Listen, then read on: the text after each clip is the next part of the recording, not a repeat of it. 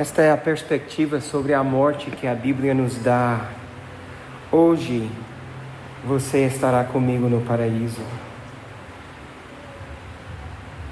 É isso que Jesus estava dizendo quando ele falou para Marta aquele dia, dizendo: quem crê em mim, ainda que morra, viverá.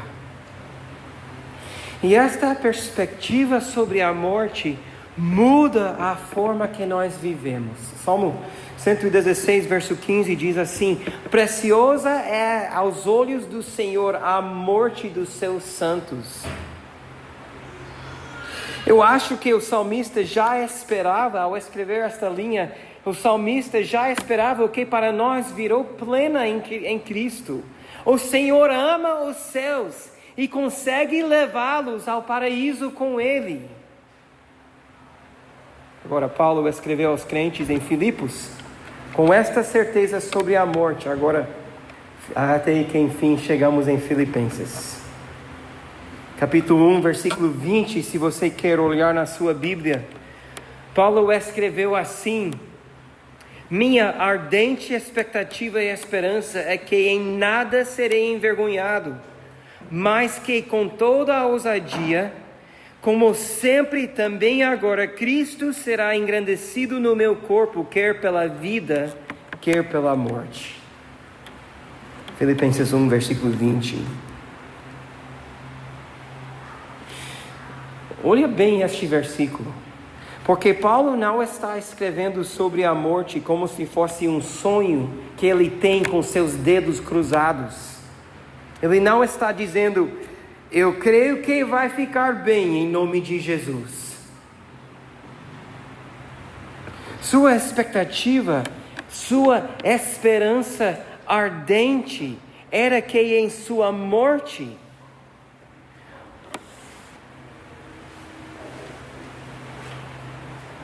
ou em sua vida, ele não seria envergonhado. Agora, Paulo não viu que a hora da sua morte, Paulo entendeu que a hora da sua morte estava aproximando e ele estava um pouco ansioso sobre isso. Isso se percebe do versículo antes de versículo 20, verso 19, onde ele pede para a igreja orar por ele, para que ele consiga escapar. Mas ele não estava exigindo de Deus: Deus, eu sou um filho seu, então me dê uma morte digna, confortável. Não, Paulo quer morrer glorificando a Deus.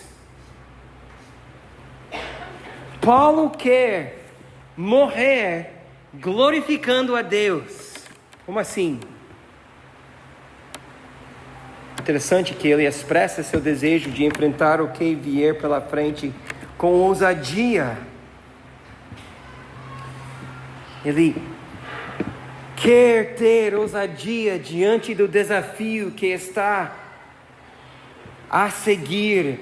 Refletindo sobre isso, eu lembrei uma cena de um filme que eu assisti sobre a vida de Johann Hus. Ele era um dos primeiros reformadores da igreja, anos antes de Martinho Lutero, na Alemanha. Ele já estava pregando o evangelho verdadeiro, chamando a igreja à autoridade das Escrituras. Mas ele vai diante do tribunal e ele é dado a opção de ou negar aquilo que ele vem pregando ou morrer sendo queimado vivo. E então ele tem uma noite para considerar a sua resposta, o que vai acontecer com ele. E no filme, eu não sei se era verdade ou não, mas no filme eles encenaram assim, que ele tem uma vela na cela onde ele está passando a noite antes dele morrer, e ele pega a sua mão e passa a sua mão na chama daquela vela para ver o quanto que ele aguenta a dor da queimadura daquela chama, porque ele estava com medo. E talvez seja por isso que Paulo quer glorificar a Deus na sua morte com ousadia. Mas verso 21, Paulo diz: porque para mim o viver é Cristo e o morrer é lucro. Agora, com isso, pelo menos eu acho que ouvimos um eco da esperança do malfeitor na cruz nesta confissão. Hoje você estará comigo no paraíso. E como falamos no início, sem Cristo o dia da morte é o pior dia da sua vida, mas para o crente, os santos, aqueles que morrem em Cristo, sua morte é preciosa aos olhos do Senhor. Então, se é hoje que vivemos com Cristo, morreremos com Ele também.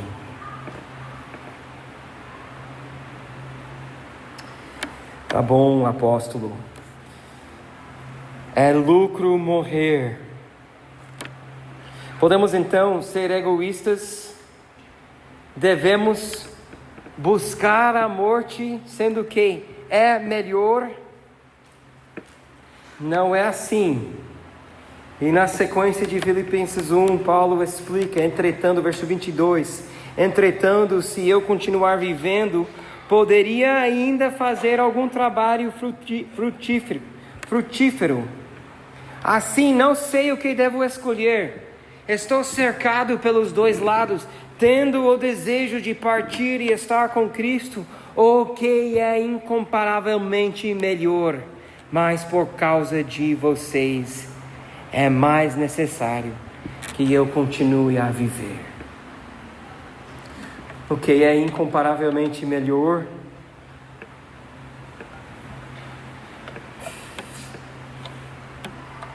Então, seguimos o exemplo do apóstolo Paulo para deixar esta esperança motivar a nossa vida hoje.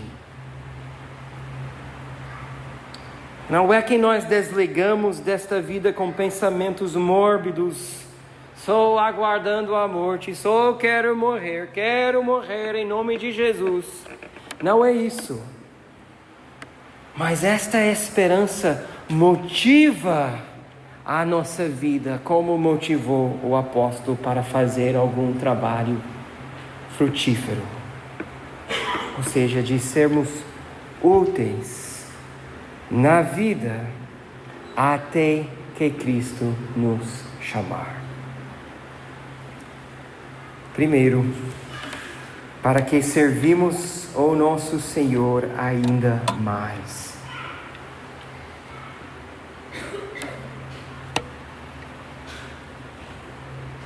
Amados, nós não aguardamos que Deus enche a nossa conta bancária para vivermos segundo os sonhos da nossa vida aqui.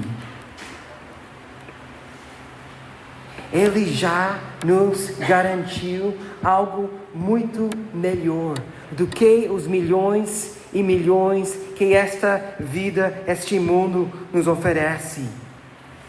Aguardamos por aquilo que é incomparavelmente melhor e não fazemos desta vida o acúmulo de tesouros e bens e tudo que possa brilhar nesta terra.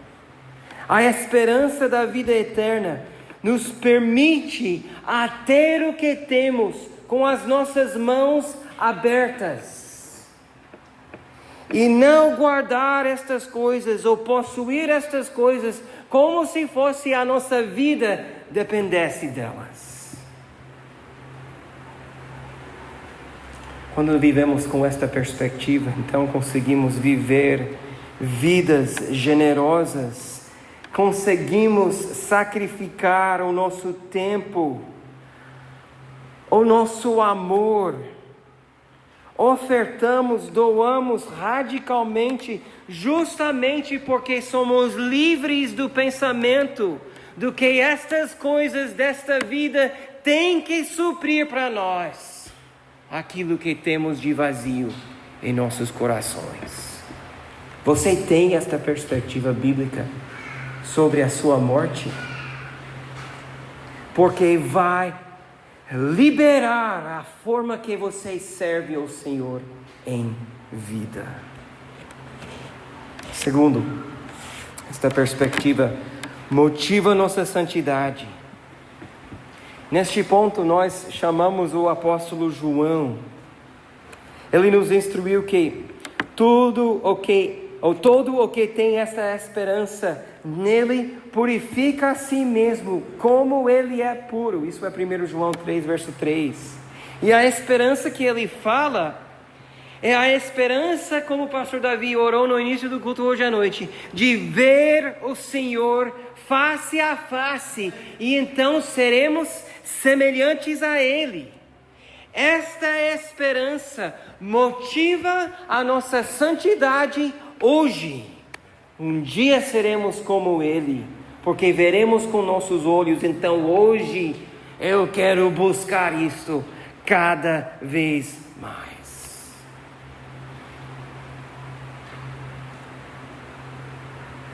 E se você não está nem aí para a sua santidade,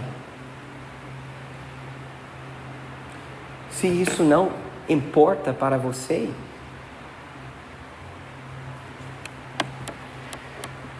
meu amigo, tenha cuidado com a sua eternidade. Isto pode ser um sinal que você nunca invocou o nome do Senhor pelo motivo correto. É isso que João fala, 1 João 3. Todo aquele que tem esperança busca purificar a si mesmo. Ou seja, embarca numa jornada em que procura ser cada dia mais parecido com a imagem que um dia será plena em nossas vidas. Se você não quer isso, será que você é de fato um filho dele?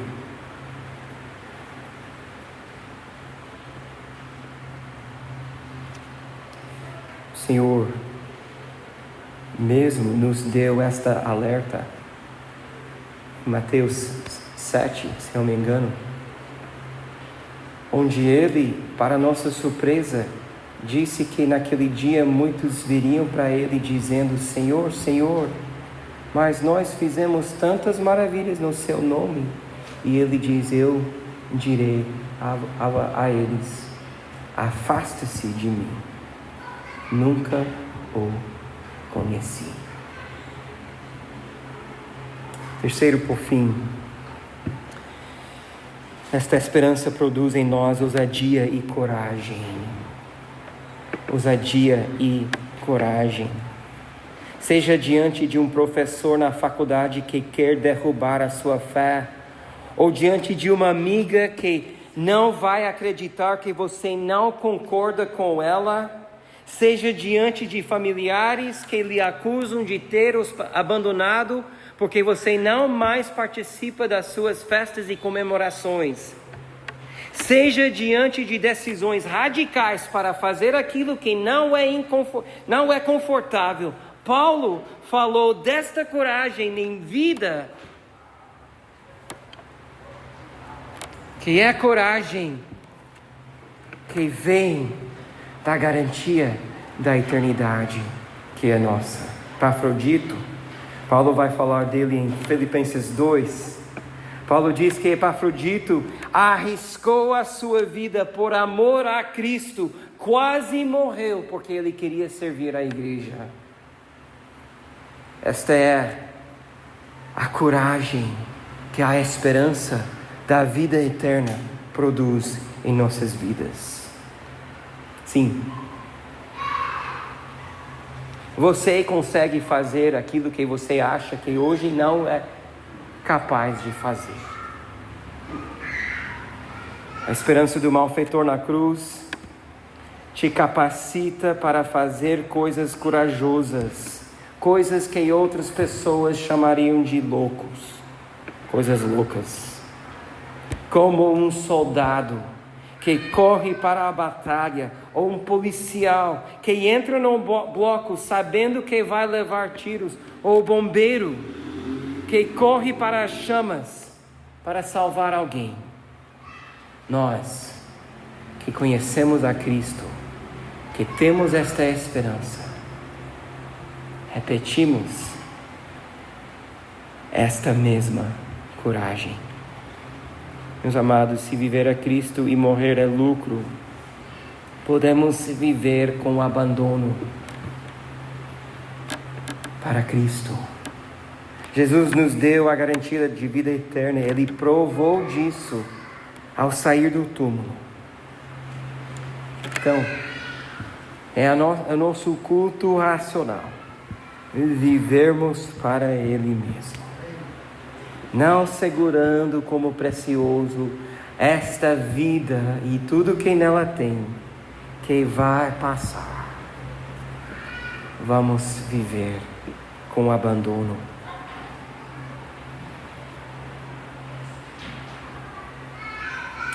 Eu não sei se você queira talvez conhecer alguém que viveu com abandono para o Senhor. Nossa biblioteca tem várias histórias de pessoas que viveram as suas vidas tomando riscos para aquilo que o mundo acha que é loucura. Ontem separamos estes livros e estão todos em cima, no canto direito, olhando para a estante da biblioteca ali no outro lado. Tem um que eu garanto que pode impactar sua vida, é aquela que tem uma foto de um avião em cima e fala sobre os portais celestiais. Quem sabe neste verão você não queira fazer uma outra leitura enquanto tiver mais tempo. Segue como sugestões para o nosso crescimento. Amém.